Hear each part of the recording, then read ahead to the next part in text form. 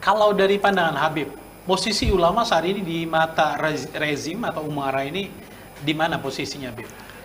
Saya sepakat tadi yang disampaikan oleh Ustadz Dery, ulama itu harus betul-betul menjadi sosial kontrol ya, membantu umat melakukan sosial kontrol terhadap pemerintah. Dan saya juga sepakat ide yang disampaikan oleh Ustadz Jal ini satu ide yang menarik, yang bagus kalau memang ke depan bisa diimplementasikan. Cuman satu hal yang saya mau ingatkan, saya termasuk Ustadz Jal yang senang sekali begitu sekarang ada dirjen pesantren. Iya, iya. Nah, kenapa? Kita kalau bicara pesantren, pesantren ini di Indonesia sudah ada sebelum Indonesia lahir. Indonesia ini lahir tanggal 17 Agustus tahun 1945. Nah, kalau kita lihat daftar pendirian pesantren, saya punya catatan. Nah, saya punya catatan di sini ada 50 pondok pesantren yang didirikan jauh sebelum Indonesia merdeka. Nah, itu nomor satunya ada di Aceh. Itu ada pondok pesantren Dayah Cotkala di Perlak. Itu didirikan itu tahun 1102, didirikan tahun 899. Artinya apa? Umurnya sudah 1126 tahun. Jauh Indonesia belum ada itu.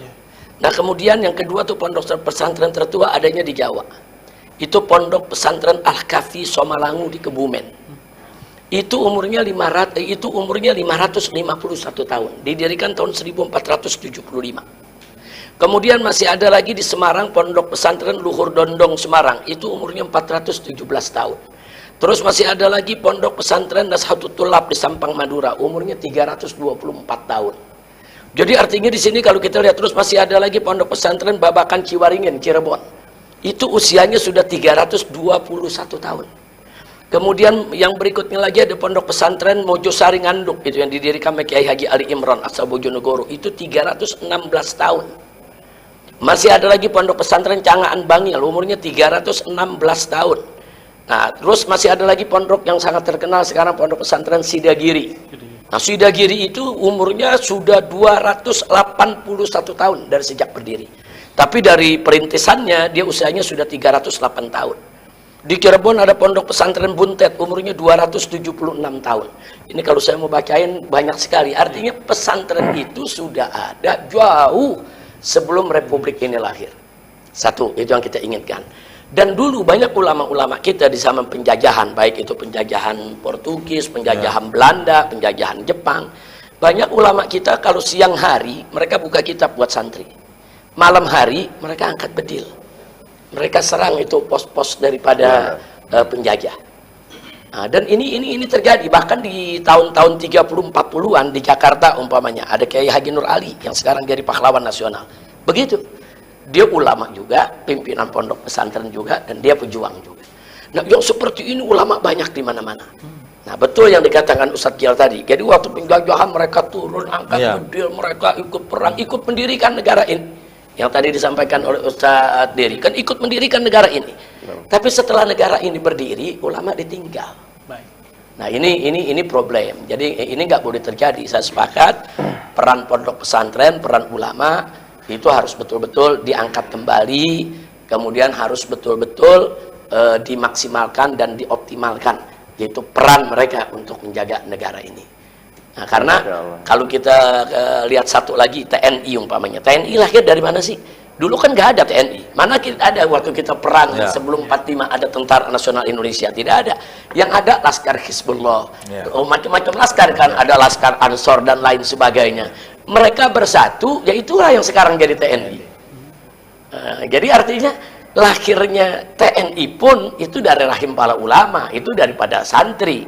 Nah, makanya bagaimana Bung Tomo pada saat mengobarkan jihad 10 November di Surabaya, itu kan melalui fatwa ulama juga, fatwa jihadnya Kiai Hasyim Asy'ari dan kawan-kawan.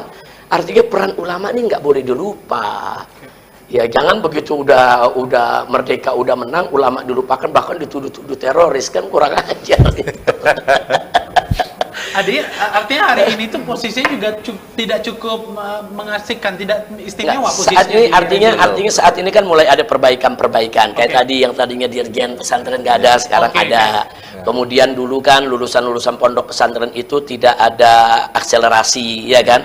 Kalau udah lulus pokoknya orang bilang masa depannya gurem, tapi kan sekarang kan ada akselerasi, ada paket A, paket B, paket C, kemudian mereka bisa kuliah.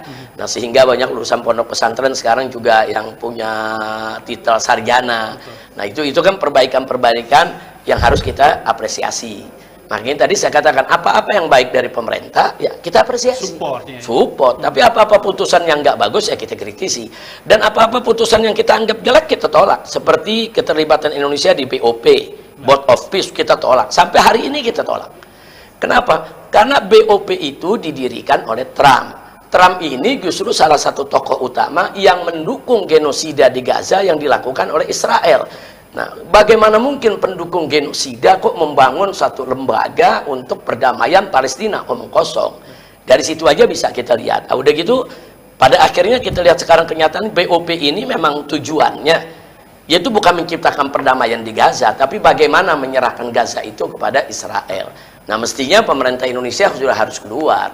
Karena pemerintah Indonesia ini, masyarakat Indonesia suka atau tidak suka, diakui atau tidak diakui, merupakan negara berpenduduk mayoritas muslim terbesar di dunia. Sehingga di mata dunia Indonesia dianggap representatif mewakili umat Islam di dunia. Nah, sekarang kalau tahu pemerintah Indonesia mendukung BOP, makanya dibangga-banggakan oleh Trump. Bahkan sampai presiden kita fotonya dipajang di Israel. Dianggap apa? Mendukung pembentukan daripada negara Israel. Jadi apa yang putusan kita anggap tidak bagus dari pemerintah kita tolak. Sampai hari ini kita tolak. Nah, begitu juga perjanjian ART itu, perdagangan antara Indonesia dengan Amerika.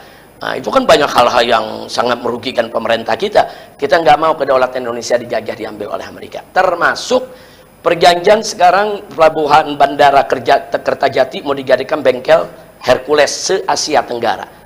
Nah, pesawat Hercules ini adalah pesawat produk Amerika Serikat yang dibeli oleh negara-negara Asia. Sekarang bengkelnya mau ditaruh di Kertajati, di bandara nih, yang bandaranya bagus, besar, tempatnya juga strategis. Mau disewakan untuk bengkel Hercules. Hercules ini kan kita tahu ini merupakan kendaraan untuk angkut tentaranya Amerika di mana-mana medan perang. Nah, sekarang kalau ini namanya bengkel, apa nggak khawatir kalau besok jadi markas militernya Amerika di situ? Apa nggak khawatir kalau itu jadi pangkalan militer? Belajar dari perang Iran. Gara-gara pangkalan militer Amerika ada di Saudi, ada di Kuwait, ada di Bahrain, ada di Qatar, ada di Oman. Begitu pecah perang, akhirnya Iran membom mereka. Yang dibom kan bukan Saudinya, yang dibom kan pangkalan militer Amerikanya, yang dibom kan bukan Kuwaitnya, dibom kan pangkalan militer Amerikanya. Belajar dari sini, jangan sampai itu terjadi di Indonesia.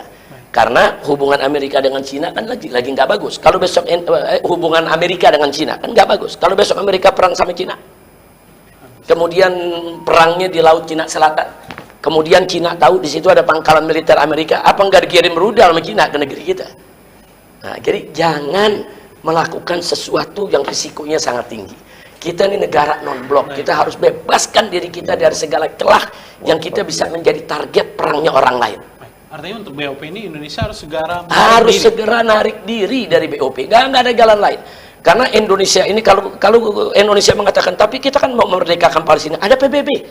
Indonesia cukup berperan di PBB, bicara di PBB. Dulu waktu Bu Retno menjadi Menteri Luar Negeri, luar biasa bicaranya di PBB. Suaranya lantang, pemikirannya bagus, idenya cemerlang. Nah, harus seperti itu. Nah, dan presiden bisa bicara itu di PBB. Kalau presiden kita duduk di BOP, jadi anak buahnya Trump. Kita nggak rela, anak nggak ridho. Bapak presiden kita yang memimpin negara yang begini besar harus jadi bawahannya Trump. Nggak, kita nggak ridho. Makanya kita sedih sekali pada saat Trump memberikan ke presiden untuk megang map. Ada urusan apa presiden kita kok jadi kayak ajudannya Trump? Itu kita nggak ridho. Kita pengen presiden kita tuh wibawa, selevel dong, setara dong. Bahkan kalau perlu, andai kata pun presiden harus ikut BOP, mestinya presiden Indonesia yang jadi ketua BOP, yang harus mimpin BOP, yang harus buat programnya. Baru ngaruh ya? Nah, baru ada pengaruh. Kalau cuma jadi antek atau ajudan, sekarang dunia mengatakan Indonesia antek Amerika, apa nggak malu? Sementara kita teriak-teriak, kita demo juta-jutaan orang untuk bela Palestina, ujung-ujungnya kita dibilang antek Amerika. Sedih. Nah, tapi di sini kita akui keinginan presiden baik, sebetulnya idenya baik. Beliau tuh ingin lebih berperan untuk memerdekakan Palestina, ingin menciptakan perdamaian. Idenya baik. Tapi suatu ide yang baik jangan main masuk aja sebelum dimusyawarahkan. Itu kan tanpa izin DPR. Udah main ikut BOP tanpa izin DPR. Bicara dulu dong dengan DPR. DPR ambil dulu dong pendapat masyarakat. Kan ada dengar pendapat nantinya. Nah, kalau masyarakat menolak, jangan. Jadi itu salah satu. Artinya, putusan sikap presiden yang tidak baik langsung kita tolak.